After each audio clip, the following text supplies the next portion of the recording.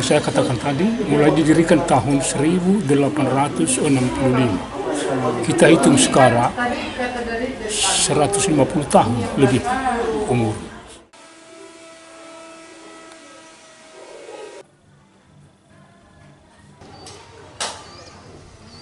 Gerakan ornamen ini dulu orang zaman dulu kan tidak mengenal nama agama. Jadi berhala mereka dulu ini melalui ini.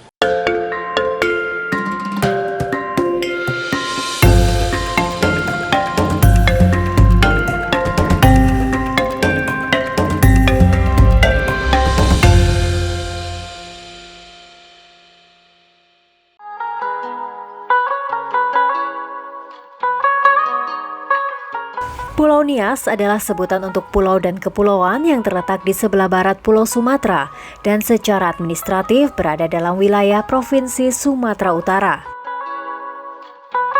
Pulau ini merupakan pulau terbesar di antara gugusan pulau di pantai barat Sumatera dan dihuni oleh mayoritas suku Nias. Dan tidak lengkap rasanya berkunjung ke Nias jika tidak datang ke desa Bawo Mataluo atau Bukit Matahari, yaitu sebuah desa yang terletak di ketinggian yang terkenal hingga mendunia lantaran tradisi lompat batunya. Baik, jadi ini adalah kampung Desa Bawo Mataluo. Desa Bawo Mataluo itu, arti Bawo Mataluo itu adalah Bukit Matahari. Dan dulu Desa Bawo Mataluo ini adalah sistemnya kerajaan, dan ketepatan yang di depan kita ini adalah rumah rajanya.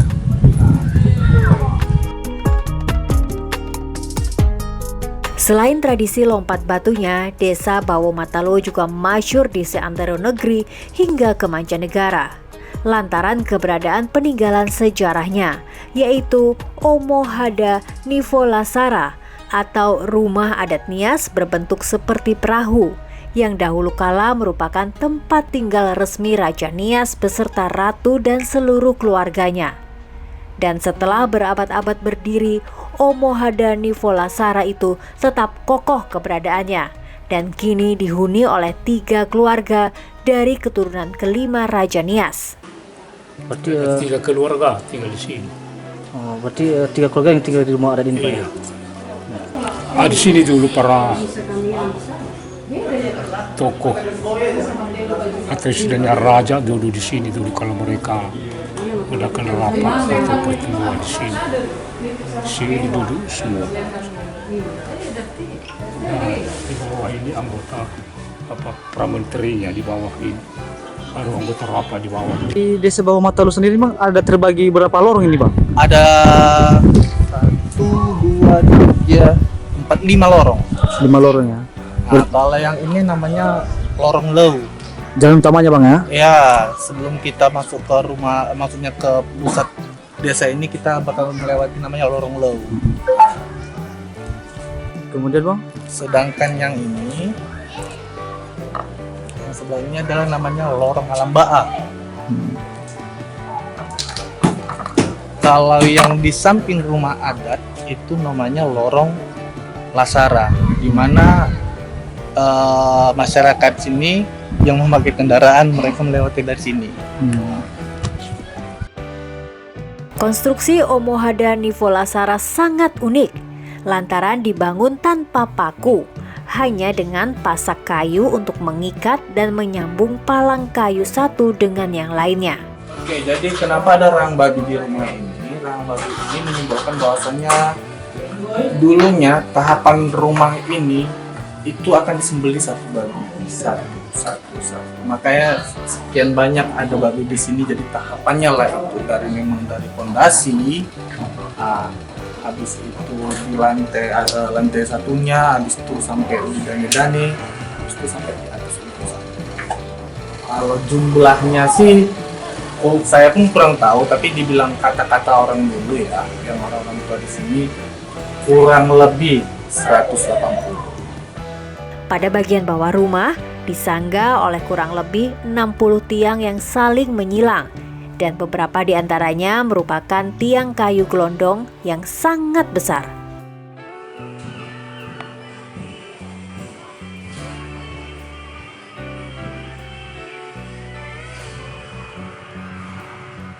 Tidak heran jika rumah adat ini tahan gempa.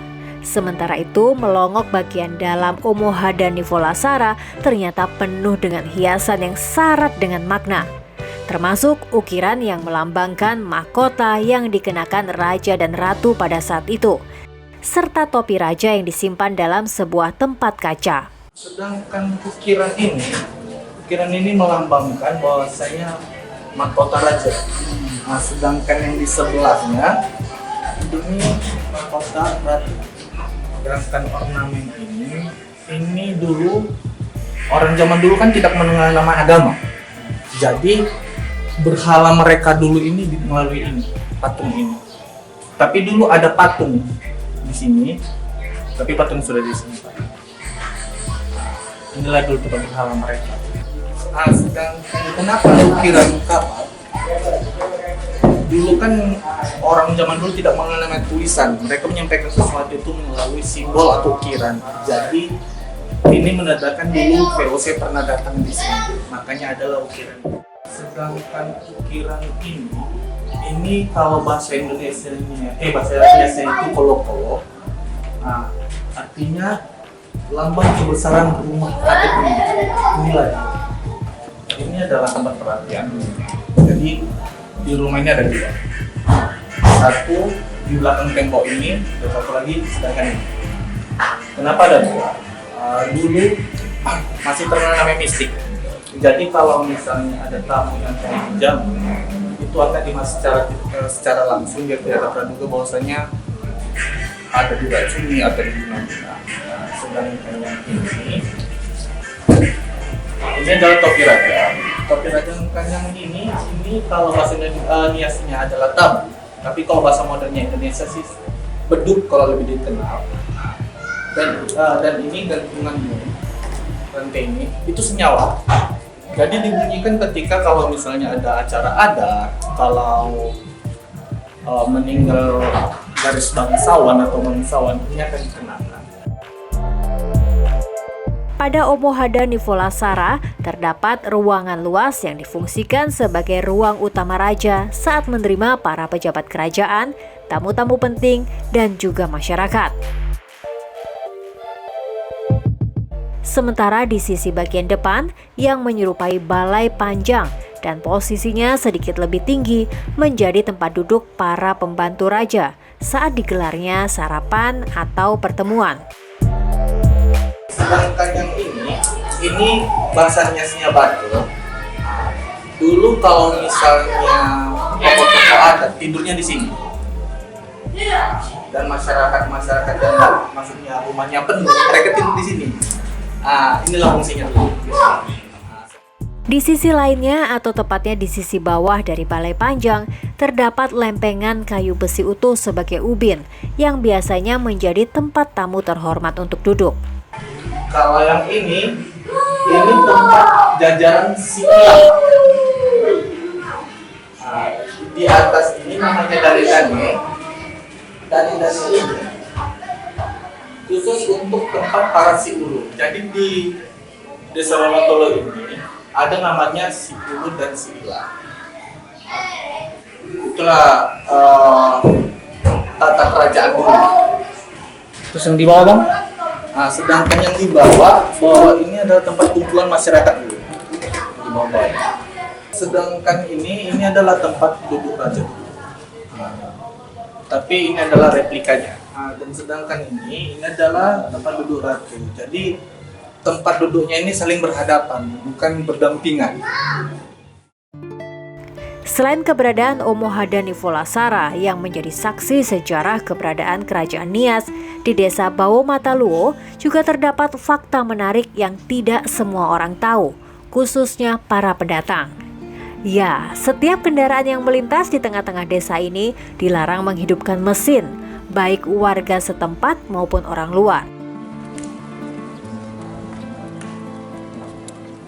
Sepeda motor harus didorong hingga sampai di ujung desa.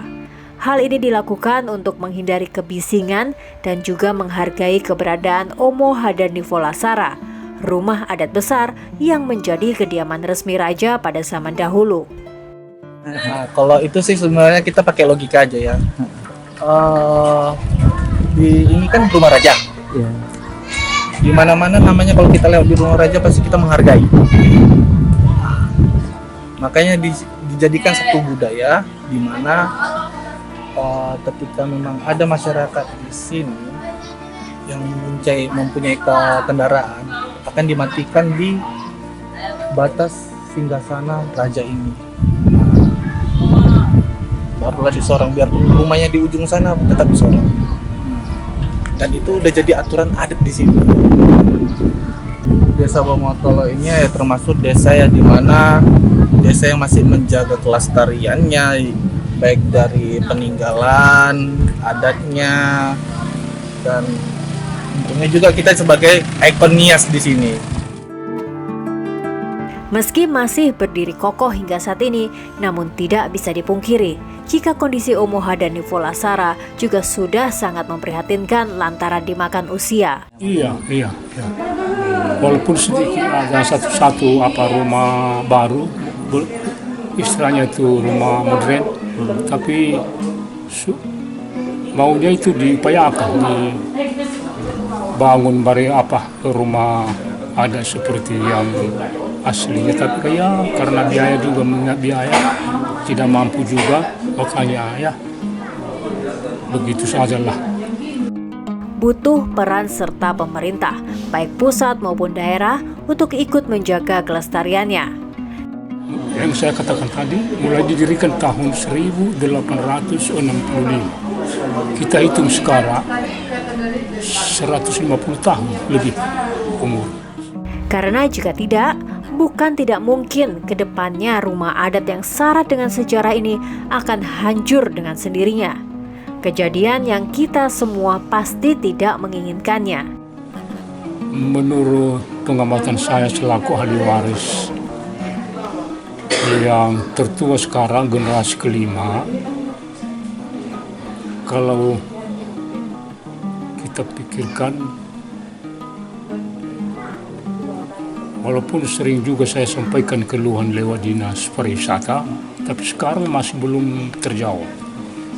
Kalau tidak ada perhatian, menurut pengamatan saya kurang lebih 20 tahun ke depan, rumah adat besar ini kalau nggak ada perhatian pemerintah, katakanlah pemerintah pusat, provinsi dan kabupaten, boleh kita katakan rumah ini ambruk.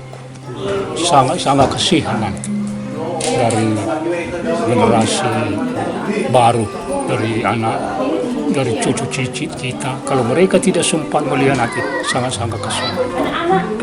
Kurang lebih 20 tahun sudah mekar Nias Selatan ini, sama sekali belum ada sentuhan pemerintah, belum disentuh oleh pemerintah. Dari Nias, Sumatera Utara, Emanus TV melaporkan untuk Sahabat Nusantara.